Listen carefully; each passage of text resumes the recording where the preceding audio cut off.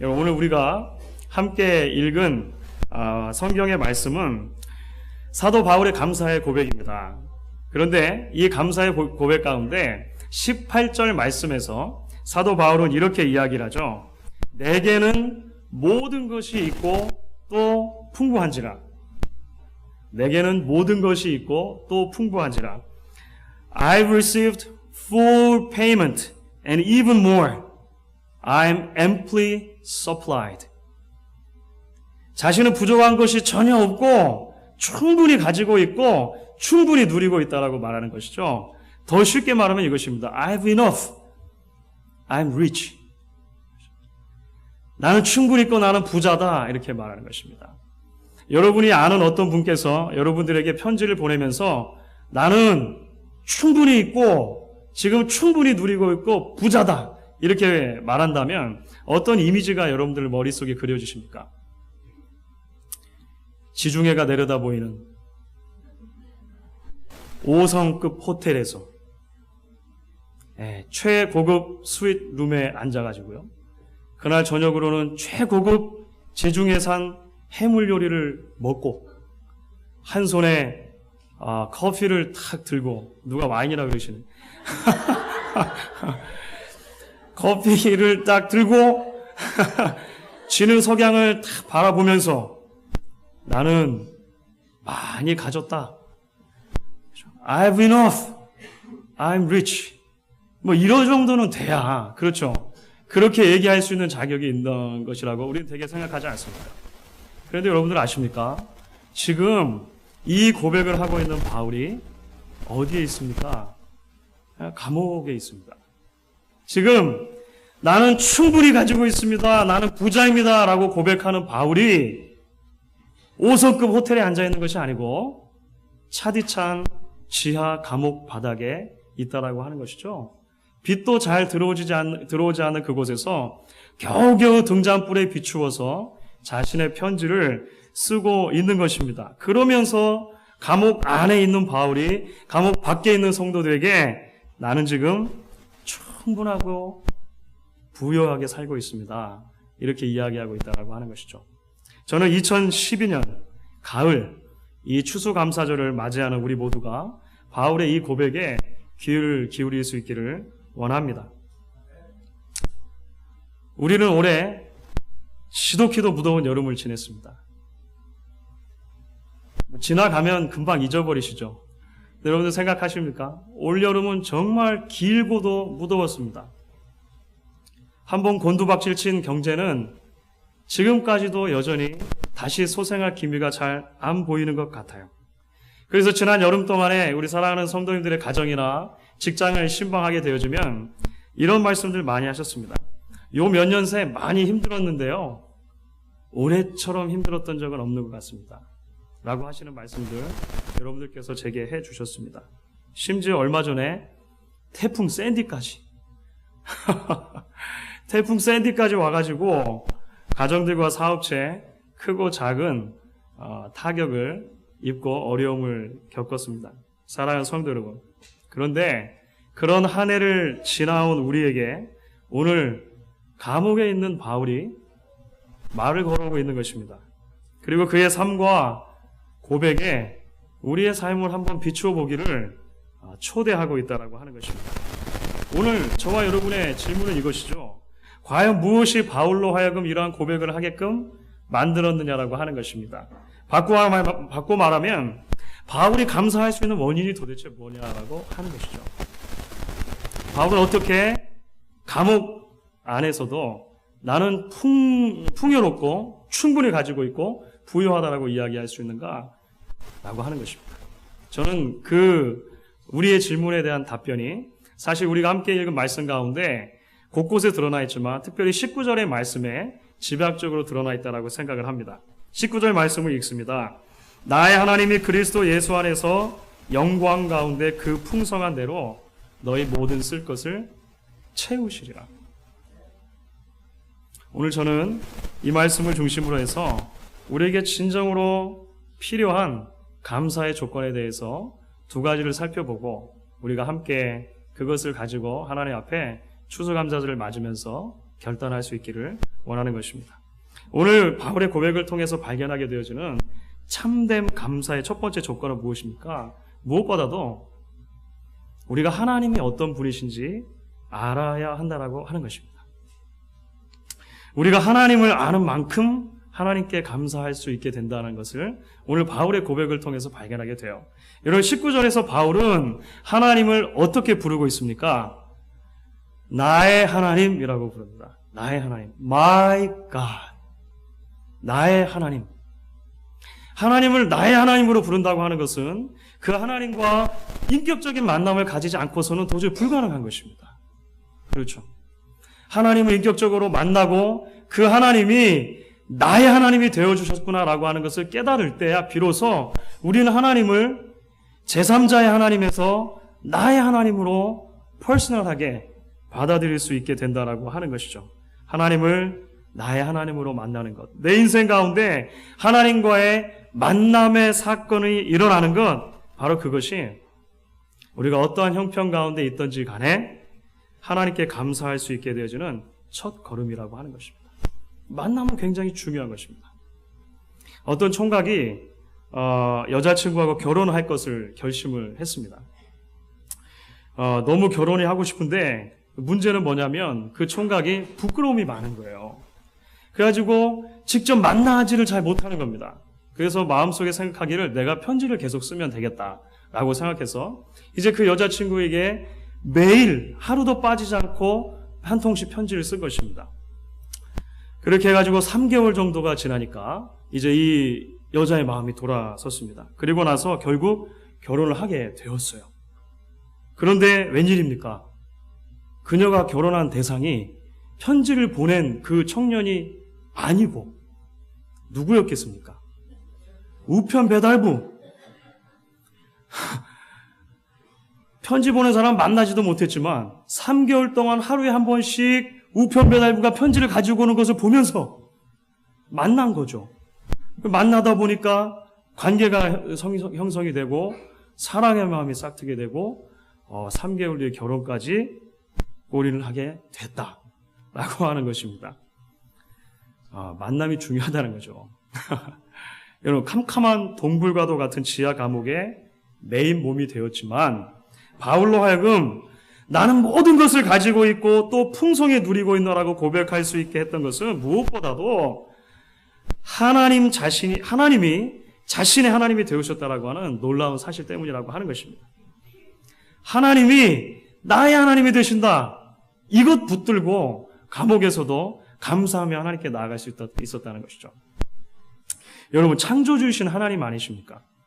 창조주이신 하나님, 죄인인 피조물과 절대적으로 구분되어 주시는 하나님이 어떻게 나의 하나님이 되어주실 수 있습니까? 그것은 사도 바울이 사실 편지를 여러 통을 썼는데 그 편지들 속에 나타나 있는 반복되어지는 구절 안에 그 열쇠가 들어있다고 생각이 됩니다. 바울의 편지를 읽다 보면 우리가 자주 발견하게 되어지는 구절이 있어요. 예수 안에서라고 하는 구절입니다. In Christ, in Jesus. 예수 안에서라고 하는 구절들이 발견되어진다라고 하는 것이죠. 우리를 구원해 주시는 예수 그리스도 안에서 하나님께서 우리의 아버지가 되어주시고 나의 하나님이 되어주신다라고 하는 것입니다. 로마서 5장 8절에 비슷한 진리가 나와 있죠. 우리가 아직 죄인 되었을 때에 그리스도께서 우리를 위하여 죽으심으로 하나님께서 우리에게 대한 자기의 사랑을 확증하셨느니라. 그 사랑 때문에 나의 하나님이 결코 될 수 없었음에도 불구하고 그 하나님이 나의 하나님이 되어주신다고 하는 것입니다. 이제 오늘 감사절을 맞는 우리에게 오늘 말씀에 던지는 첫 번째 도전이 바로 이것이죠. 사랑하는 성도 여러분, 예수 안에서 하나님을 개인적으로 만나셨습니까? 그렇다면 그 하나님을 계속해서 더 알아갈 수 있기를 간절히 바랍니다. 아직 하나님과의 개인적인 만남의 시간 경험하지 못하셨습니까? 아직도 하나님이 나의 하나님이 아니라 목사의 하나님, 남편의 하나님, 아내의 하나님, 엄마 아빠의 하나님으로 남아 있으십니까? 목양교에서 신앙생활 하시는 동안에 하나님께서 은혜 가운데 여러분을 꼭 만나주시고 붙들어 주시기를 저는 간절히 바라고 기대하는 것입니다. 예수님 안에서 우리를 사랑하시는 하나님을 만나고 그 하나님을 알아가는 것이 우리가 어떠한 형편에서든지 하나님 앞에 감사할 수 있는 참된 신앙의 초석이 되기 때문에 그런 것입니다.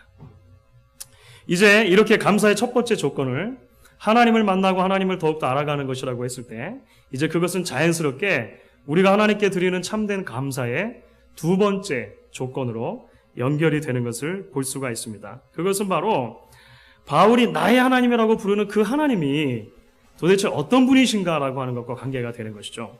바울은 계속해서 말합니다. 나의 하나님이 그리스도 예수 안에서 영광 가운데 그 풍성한 대로 너희 모든 쓸 것을 채우시리라. 무슨 말입니까?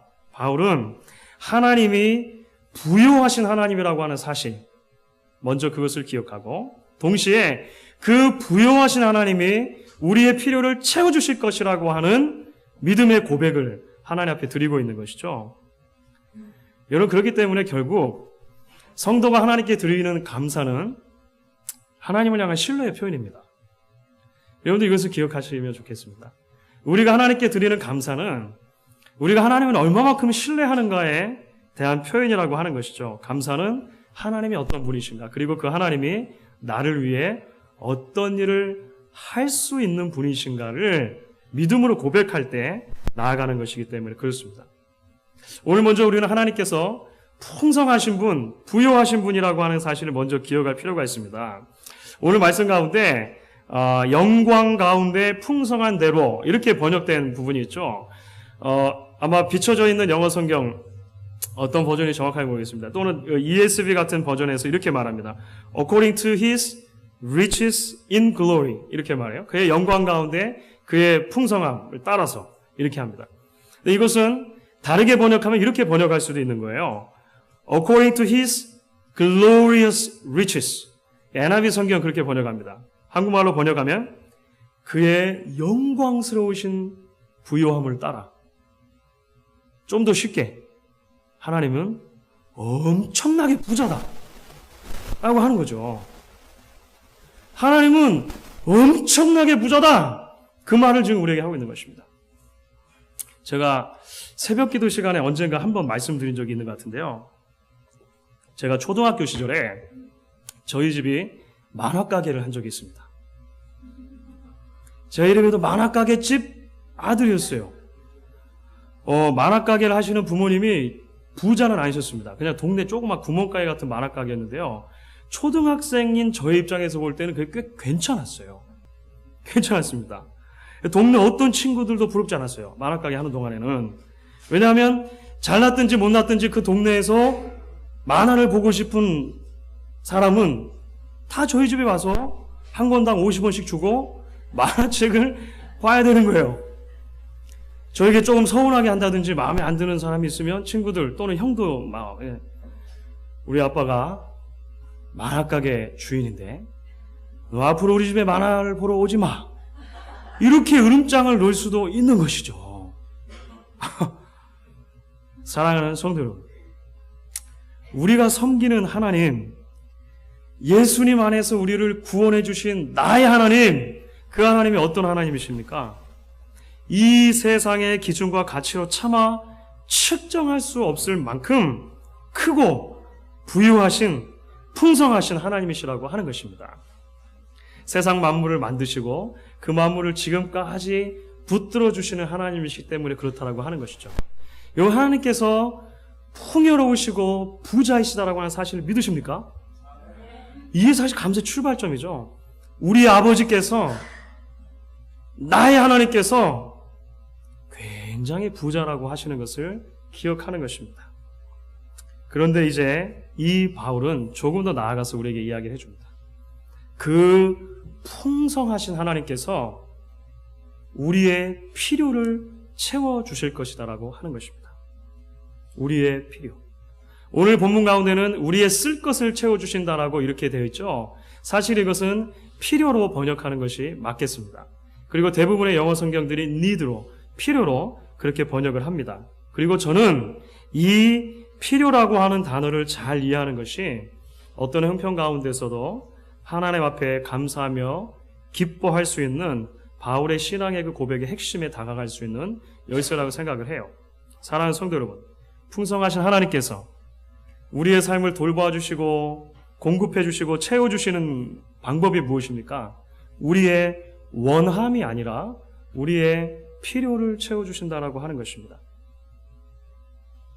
하나님은 우리가 원하는 것을 다 들어주시는 않으실 수 있어요. What we want를 채워주시는 것이 하나님의 공급이 아니고 What we need, 우리에게 필요한 것을 채워주시는 것이 하나님의 공급하심이라고 하는 것입니다. 우리는 사실 우리가 원하는 것이 항상 우리에게 필요한 것은 아닐 수 있다고 하는 사실을 기억할 필요가 있어요.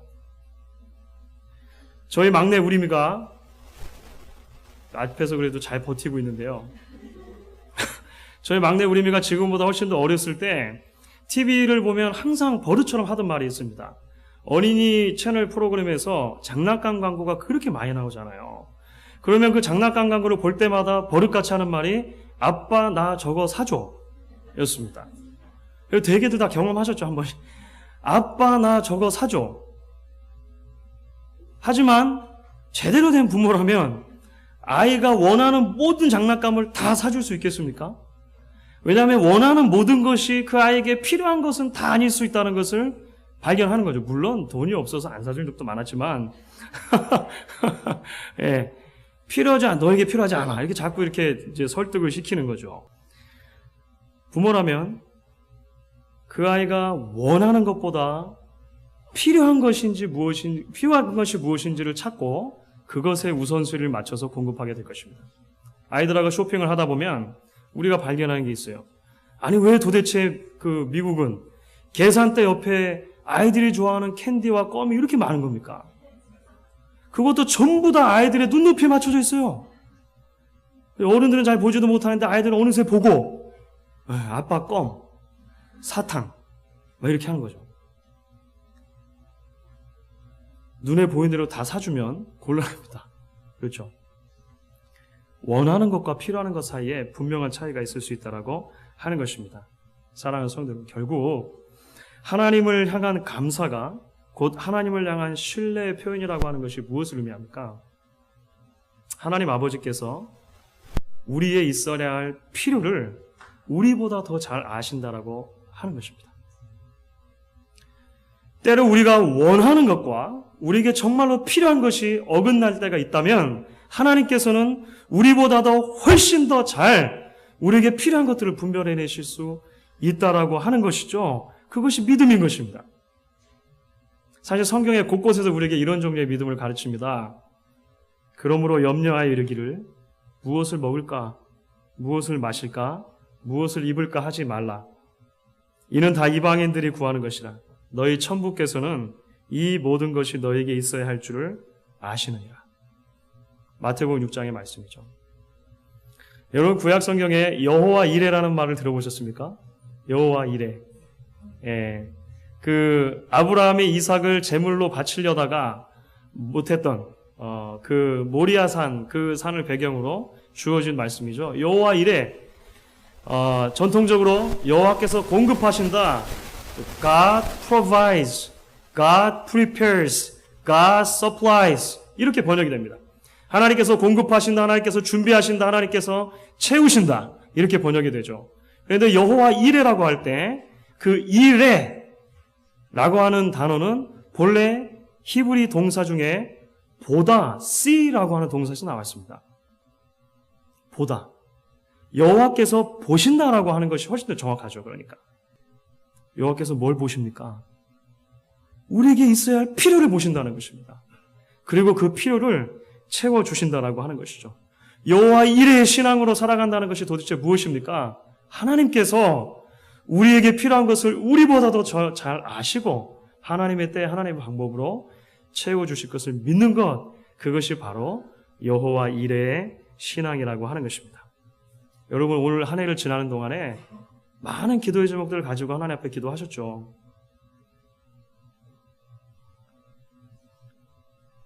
그 중에서 응답된 것도 있고 응답되지 않은 것도 있으실 것입니다. 하나님이 가난해서 주시지 않은 것이 아니고 하나님이 주실 것이 다 떨어져서 주시지 못한 것이 아니고 우리에게 필요하지 않아서 주시지 않으셨을 가능성이 훨씬 더 많이 있습니다. 여러분들 그것을 믿음으로 고백하는 것이 여호와 이레의 신앙이라고 하는 것입니다.